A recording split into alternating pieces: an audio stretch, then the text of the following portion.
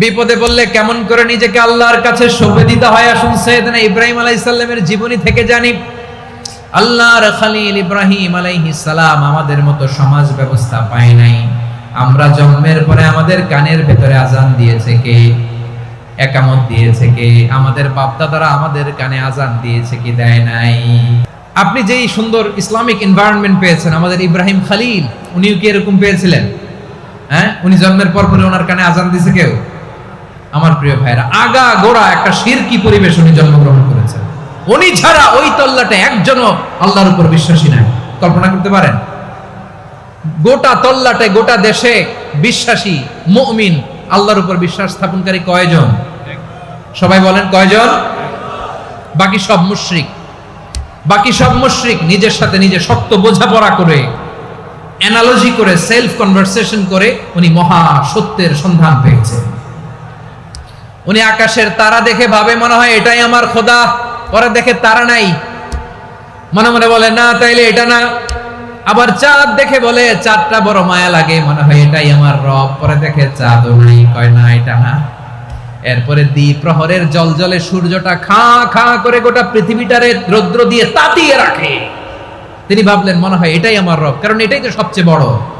কিন্তু বিকেল বেলা ওই সূর্যটাও যখন চলে যায়, সাইয়েদনা ইব্রাহিম বলে না এটাও তো নাই, আমার খোদা যদি আমারে ছেড়ে চলে যায়, বিপদে পড়লে আমারে উদ্ধার করবে কে?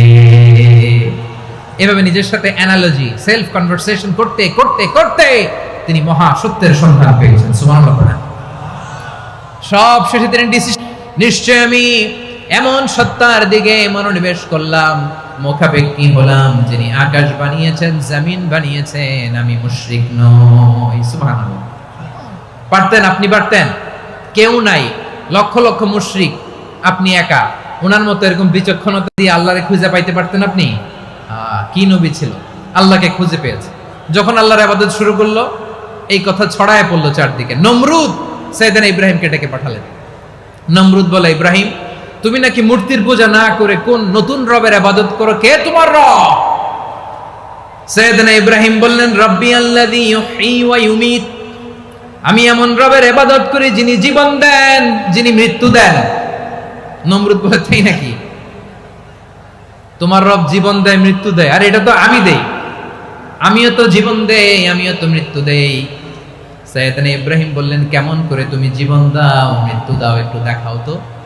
নমরুদ জেলখানা থেকে দুজন কয়েদিকে ডেকে আনলো। কয়েদি এনে অর্ডার করলো, একটাকে এখনই শিরোচ্ছেদ, হেড অফ, ডেথ পেনাল্টি, মৃত্যুদণ্ড দেয়া হলো। ফিনকি দিয়ে রক্ত বেরোলো।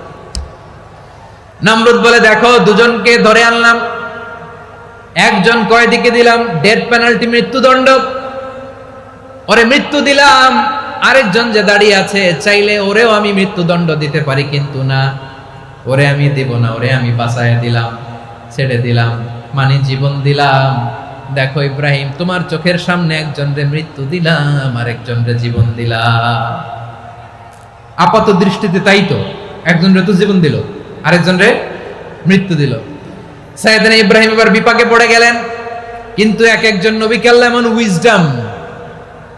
এমন উইজডম, বিচক্ষণতা দিয়ে এই জমিনে পাঠিয়েছেন। মুহূর্তের মধ্যে আল্লাহর খলিল ইব্রাহিম বললেন, ফাইন্নাল্লাহা ইয়াতি বিশ-শামসি মিনাল মাশরিকি ফাতি বিহা মিনাল মাগরিব ফাবুহিতাল্লাযী কাফার। আল্লাহর খলিল ইব্রাহিম বললেন, নমরুদ বুঝলাম তুমি জীবন দাও, মৃত্যু দাও, দেখলাম, কিন্তু আমার রব, আমার আল্লাহ প্রতিদিন সকালবেলা উষা লগ্নে ওই পূর্ব দিগন্ত থেকে সূর্যটাকে উদিত করেন, সাঁঝের বেলা, বিকেল বেলা, কুথুরি লগ্নে, সন্ধ্যা বেলা ওই দ্বিপ্রহরের জল জলে সূর্যটাকে পশ্চিম দিগন্তে ডুবিয়ে দেন। মানে সকালবেলা পূর্ব দিক থেকে উদিত করা সূর্যটাকে পশ্চিম দিকে বিকেলে তিনি ডুবিয়ে দেন। তুমি যদি পারো ওই সূর্যটাকে পশ্চিম দিক থেকে উদিত করে পূর্ব দিকে ডুবিয়ে দাও। সুবহানাল্লাহ পড়বেন না? দেখেন, ইনস্ট্যান্ট ইন্টেলেক্ট, মুহূর্তে বিচক্ষণতা, উইজডম কাকে বলে? নমরুদ পারবে? ফাবুহিতাল্লাযী কাফার পারে নাই, ব্যর্থ হয়েছে। এবার তেলে বেগুনে জ্বলে উঠেছে, রেগে মেগে আগুন বলে ফালকুহু ফিল জাহিম। ওর সাথে তর্ক নাই, না পেরে এবার এটারে আগুনে ফেলা। বিশাল বিশাল গাছ কেটে লাকড়ি এনে আগুনের কুণ্ডলি বানানো হলো, দাও দাও দাও দাও করে আগুন জ্বলে। আল্লাহর খলিল ইব্রাহিমকে আগুনে নিক্ষেপ করা হবে। আল্লাহর খলিল সাইয়েদনা ইব্রাহিমের হাতের মধ্যে রশি দিয়ে টাইট করে বাঁধা হলো, পায়ের মধ্যেও টাইট করে রশি দিয়ে বাঁধা হলো। আল্লাহর খলিল ইব্রাহিমকে আগুনের কুণ্ডলির মধ্যে ফেলা হবে। এটার বলে অগ্নি পরীক্ষা। উনি অগ্নি পরীক্ষার সম্মুখীন হয়েছেন। এজন্য কঠিন পরীক্ষাকে আমরা অগ্নি পরীক্ষার সাথে তুলনা করি, ঠিক কিনা? সাইয়েদনা জিবরাইল এসে বললেন, ও আল্লাহর খলিল, ওরা তো আপনার হাতও বেঁধে ফেললো, পাও বেঁধে ফেললো, নড়াচড়ার সুযোগ নাই, বলেন আমি জিবরিল ফেরেশতা আপনার জন্য কি করতে পারি? আল্লাহর খলিল ইব্রাহিম বলেন, ও জিবরাইল, তোমার কাছে আমার কোনো চাওয়া পাওয়া নাই। সুবহানাল্লাহ বলেন। তোমার কাছে বলার কিছু নাই, তোমার সাহায্যের আমার দরকার নাই। সাইয়েদনা ইব্রাহিম আলাইহিস সালামকে হাতে পায়ে রশি বেঁধে হাত পা বাঁধা অবস্থায় জ্বলন্ত অগ্নিকুণ্ডে যখন নমরুদের দলবল নিক্ষেপ করবে, আল্লাহর খলিল কিভাবে নিজেকে আল্লাহর কাছে সঁপে দিয়েছেন পটুয়াখালীর ভাইরা খেয়াল করে শুনুন। হাত পা বেঁধে আল্লাহর খলিলকে যখন নিক্ষেপ করা হবে, তিনি মুখ ফুটে বলে ফেললেন, হাসবুনাল্লাহু ওয়া নি'মাল ওয়াকিল। হাসবুনাল্লাহু ওয়া নি'মাল ওয়াকিল, আমার জন্য আল্লাহই যথেষ্ট, আমার জন্য আল্লাহই যথেষ্ট। তিনি আমার সবচেয়ে বড় গার্ডিয়ান, তিনি আমার সবচেয়ে বড় অভিভাবক। জিব্রাইলের সাহায্যে অফারকে ফিরিয়ে দিলেন। দুনিয়ার বুকে কারো কাছে কিছু বলেন নাই, মুখ ফুটে বলেছেন হাসবুনাল্লাহ। ও আমার পটুয়াখালীর প্রাণের ভাইয়েরা খেয়াল রাখবেন, কোন বান্দা তার হাতে থাকা সব চেষ্টাটুকুন করার পরে মুখ ফসকে মুখ দিয়ে যখন বলে ফেলে হাসবুনাল্লাহ, বান্দা যখন হাসবুনাল্লাহ বলে ফেলে, ওই ব্যাপারটা ডিল করার দায়িত্ব স্বয়ং আল্লাহ আরশের উপর থেকে নিয়ে নেয়। বান্দা তার সাধ্যের সবটুকু চেষ্টার পরে নতজানু হয়ে যখন বলবে হাসবুনাল্লাহ, আল্লাহ তুমি আমার জন্য যথেষ্ট, নি'মাল ওয়াকিল, তুমি আমার শ্রেষ্ঠ অভিভাবক, তখন তার কি দরকার না দরকার এটা ডিল করে স্বয়ং আল্লাহ। নিক্ষেপ করা হলো সাইয়েদনা ইব্রাহিমকে অগ্নিকুণ্ডলিতে।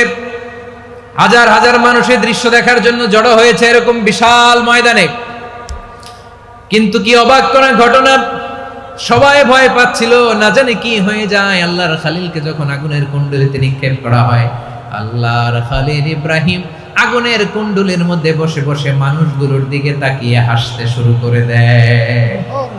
কারণ আকাশ থেকে রব্বুল আলামিন স্পেশাল ভার্ডিক্ট নাজিল করেছেন, স্পেশাল হুকুম জারি করেছেন, কুলনা ইয়া নারু কুনি বারদান ওয়া সালামান আলা ইব্রাহিম।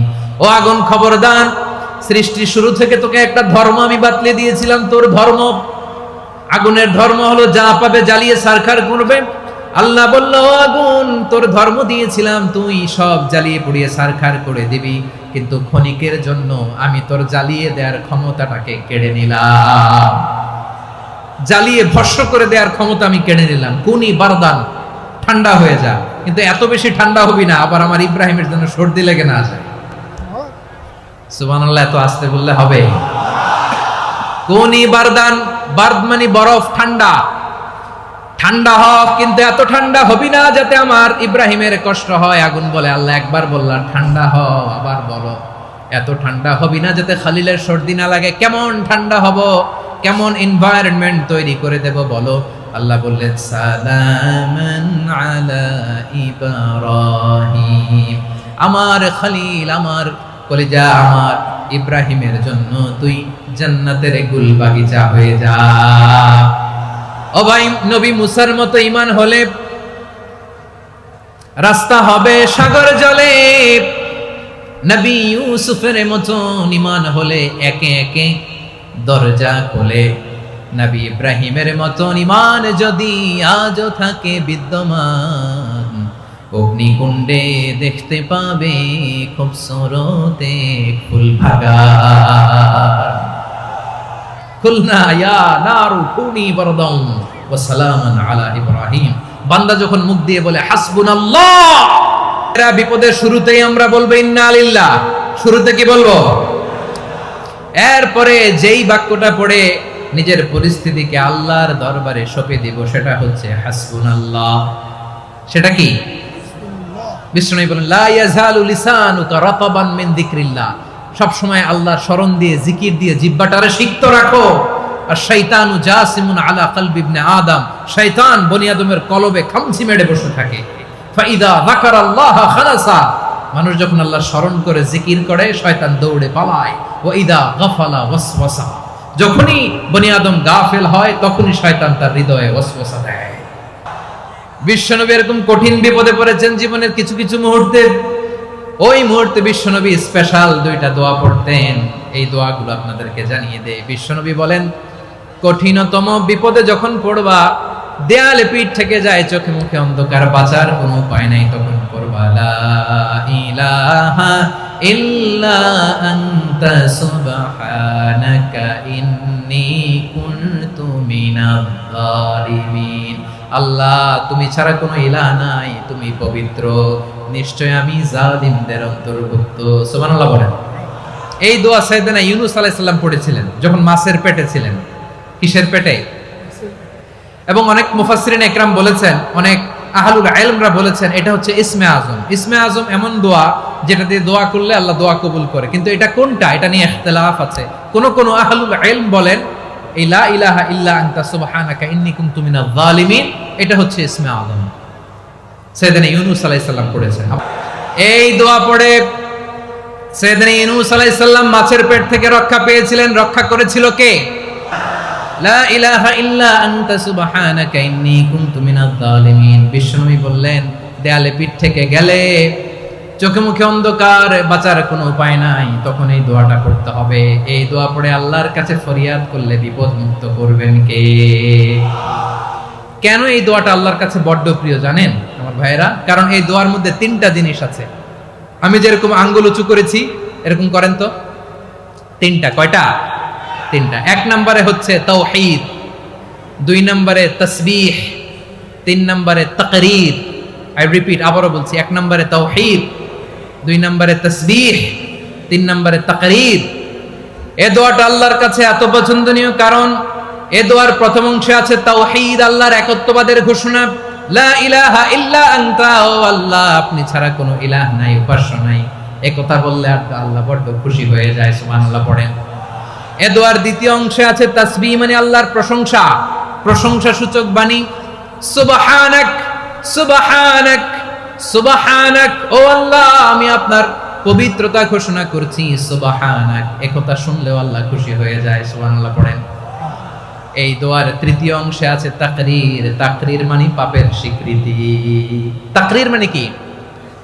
তাকরীর মানে পাপের স্বীকৃতি। এই দোয়ার তৃতীয় অংশে আছে ইন্নী কুনতু মিনাল জালিমিন, ও আল্লাহ আমি জালিমদের অন্তর্ভুক্ত। আল্লাহ আল্লাহ আমি জালেম, আল্লাহ আমি ভুল করেছি, অন্যায় করেছি, আল্লাহ আমি জালেমদের অন্তর্ভুক্ত। এই পাপের স্বীকৃতি, অ্যাকনোলেজমেন্ট আল্লাহ বড্ড পছন্দ করে। যখন আল্লাহর কাছে আপনি ছোট হবেন, ছোট হতে হতে যত ছোট হবেন ওই দৃশ্যটা দেখতে আল্লাহ বড্ড পছন্দ করে। সুবহানাল্লাহ বলেন। তিন নম্বর অংশ ইন্নী কুনতু মিনাজ জালিমিন, আল্লাহ আমি জালেমদের অন্তর্ভুক্ত। সাইয়েদনা আদম আলাইহিস সালাম ভুল করে যখন নিষিদ্ধ গাছের ফুল খেয়ে ফেললেন, ফল খেয়ে ফেললেন, আল্লাহ বললেন আদম ক্ষমা পেতে চাইলে তুমি আর হাওয়া মিলে স্বীকৃতি দাও, পাপের স্বীকৃতি আর পড়ো। রব্বানা যালামনা আনফুসানা ওয়া ইল্লাম তাগফির লানা ওয়া তারহামনা লানাকুনান্না মিনাল খাসিরিন। ও আল্লাহ আমি আদম আর হাওয়া যালামনা আনফুসানা, আমরা আমাদের নফসের উপর বড্ড জুলুম করেছি। আল্লাহ ওয়া ইল্লাম তাগফির লানা ওয়া তারহামনা, আপনি যদি ক্ষমা না করেন, আপনি যদি দয়া পরবশ না হন, আপনি যদি রহম না করেন, আমরা তো ক্ষতিগ্রস্তদের মধ্যে শামিল হয়ে যাব। এই দোয়া করার সাথে সাথে সাইয়েদনা আদম আর হাওয়া আলাইহিস সালামকে ক্ষমা করে দিলেন কে? তাহলে এই দোয়ার তিন নম্বর অংশ তাকরীর, এটা আল্লাহ বড্ড পছন্দ করে। আমার কলিজার টুকরা ভাইয়েরা, গুনাহ করে শিকার যেতে হবে, এটা আল্লাহ ভালোবাসেন। সাইয়েদনা আবু বকর রাদিয়াল্লাহু তাআলা আনহু বিষ্ণু ইসলামকে বললেন, ইয়া রাসূলুল্লাহ আল্লিমনি দুআআন আদউ বিহি ফি সালাতি, নবী হে আপনি আমার এমন একটা স্পেশাল দোয়া শিখায় দেন যে দোয়াটা আমি নামাজে পড়ব। নবী বললেন তাহলে তুমি পড়ো আল্লাহুম্মা ইন্নী যালামতু নাফসি যুলমান কাসীরান ওয়া লা ইয়াগফিরুয যুনুবা ইল্লা আনতা ফাগফিরলি মাগফিরাতাম মিন ইনদিকা ওয়ারহামনি ইন্নাকা আনতাল গফুরুর রহিম। সুবহানাল্লাহ। সালাম ফিরানোর আগে পড়েন, কথা কয় না, পড়েন পড়েন।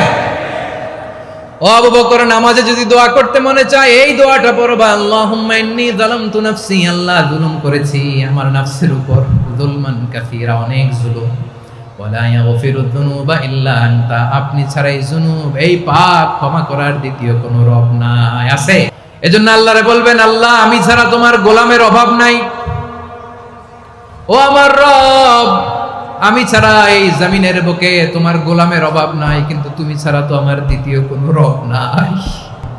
এ কথা বলে চোখের পানি ছেড়ে আল্লাহরে স্বীকৃতি দেন, আল্লাহ আমি পাপী, আল্লাহ জমিনে আমার চেয়ে বড় পাপী আর কেউ নাই। ওযু করে সিজদায় লুটিয়ে পড়ে চোখের পানি ছেড়ে আল্লাহরে পাপের স্বীকৃতি দেন, আল্লাহ এমন কোন জুলুম নাই, গুনাহ নাই আমি করি নাই, সগীরা কবিরা, জেনে না জেনে, ইচ্ছায় অনিচ্ছায়, শিরক বিদআতি সব গুনাহ করেছি। আল্লাহ আকাশের নিচে জমিনের উপরে আমার চেয়ে বড় গুনাহগার আর কেউ নাই। আমার প্রিয় ভাইয়েরা, বিপদে পড়লে বিশ্বনবী আরো একটা দোয়া পড়তেন, লা ইলাহা ইল্লাল্লাহুল আযীমুল হালিম, লা ইলাহা ইল্লাল্লাহু রাব্বুল আরশিল আযীম, লা ইলাহা ইল্লাল্লাহু রাব্বুস সামাওয়াতি ওয়াল আরদি ওয়া রাব্বুল আরশিল কারীম। এই যে বললাম, রেকর্ড হয়ে গেছে, এখন তো আর ইনস্ট্যান্ট মুখস্থ না হলো, পরে মুখস্থ করে নেবেন। আল্লাহ ছাড়া কোনো উপাস্য নাই, তিনি সুমহান মহাসহিষ্ণু। আল্লাহ ছাড়া কোনো উপাস্য নাই, তিনি সুমহান আরশের অধিপতি। আল্লাহ ছাড়া কোনো উপাস্য নাই, তিনি আকাশের মালিক, জমিনের মালিক। এই দোয়াটা কেউ যদি পড়ে যদি এর ওসিলা করে দোয়া করে, তাকে বিপদ থেকে মুক্তি দেয় কে? তাহলে বিপদের প্রথম ধাক্কায় কি যেন পড়তে হয়? ইন্না লিল্লাহ। তারপরে কি বলে আল্লাহর কাছে নিজেকে সঁপে দিতে হয়? দেয়ালে পিঠ থেকে গেলে লা ইলাহা ইল্লা আনতা সুবহানাকা ইন্নী কুনতু মিনাজ জালিমিন। দুই নম্বর হচ্ছে লা ইলাহা ইল্লাল্লাহুল আযীমুল হালিম, লা ইলাহা ইল্লাল্লাহু রাব্বুল আরশিল আযীম, লা ইলাহা ইল্লাল্লাহু রাব্বুস সামাওয়াতি ওয়াল আরদি ওয়া রাব্বুল আরশিল কারীম। মনে থাকবে ইনশাআল্লাহ? বলেন সবাই। হঠাৎ পেটের ব্যথায় অজ্ঞান, এরকম হয় না? আপনাদের হয় না?